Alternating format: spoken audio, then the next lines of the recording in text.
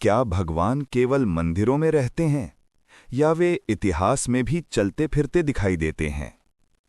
भारत की धरती पर एक ऐसा नाम है जिसे लोग भगवान भी कहते हैं और आदर्श मानव भी। वो नाम है भगवान श्री राम। बहुत समय पहले सरयू नदी के किनारे बसी थी एक भव्य नगरी अयोध्या। यहाँ शासन करते थे राजा दशरथ, धर्मप्रिय, सत्यनिष्ठ और न्यायप्रिय। उन्हीं के घर राम का जन्म हुआ। पूरा अयोध्या उत्सव में डूब गया, क्योंकि लोगों को विश्वास था कि ये बालक केवल राजा नहीं, युग बदलने वाला है। राम बचपन से ही शांत स्वभाव, आज्ञाकारी और करुणामय थे। गुरुकुल में उन्होंने विद्या सीखी, पर उससे भी अधिक सीखा संयम और मर्यादा। यहीं से एक आदर्श जीवन की नींव रखी गई।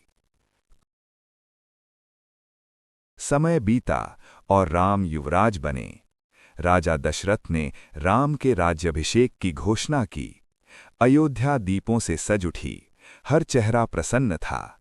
लेकिन विधि को कुछ और ही स्वीकार था। कैकई ने अपने 2 वरदान मांगे।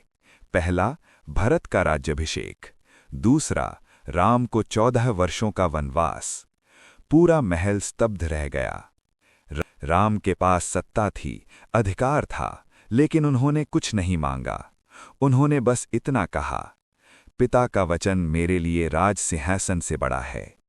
और राम राजा बनने से पहले वनवासी बन गए।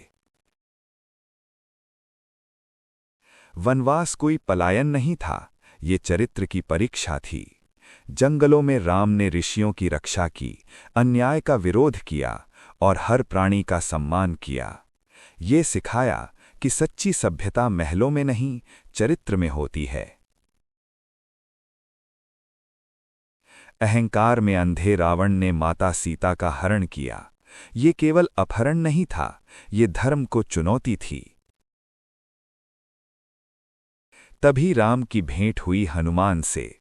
भक्ति और शक्ति का ये मिलन इतिहास बन गया। हनुमान ने सिखाया कि सच्ची भक्ति नतमस्तक होती है, कमजोर नहीं। लंका पहुंचने के लिए समुद्र सामने था। राम ने नल और नील जैसे शिल्पियों की सहायता से सेतु निर्माण कराया। राम सेतु केवल पत्थरों से नहीं बना, वो बना था विश्वास, टीम वर्क और नेतृत्व से। ये युद्ध सत्ता के लिए नहीं था, ये युद्ध था धर्म के लिए। राम ने अहंकार के विरुद्ध मर्यादा को खड़ा किया और अंततः धर्म की विजय हुई। रावण पराजित हुआ, लेकिन राम ने विजय का अहंकार नहीं किया। उन्होंने सिखाया कि सच्ची जीत दूसरे को हराने में नहीं, स्वयं को जीतने में होती है। 14 वर्षों बाद राम लौटे अयोध्या। दीप जले, आकाश रोशन हुआ, राम राजा बने। राम राज्य का अर्थ सिर्फ समृद्धि नहीं, राम राज्य का अर्थ है न्याय, समानता और उत्तरदायित्व। ये एक शासन नहीं, एक व्यवस्था थी।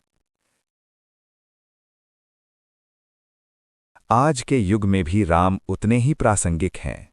वे सिखाते हैं शक्ति के साथ संयम, ज्ञान के साथ विनम्रता और अधिकार के साथ कर्तव्य। राम को भगवान मानना आसान है, लेकिन राम जैसा बनना वही सच्ची भक्ति है।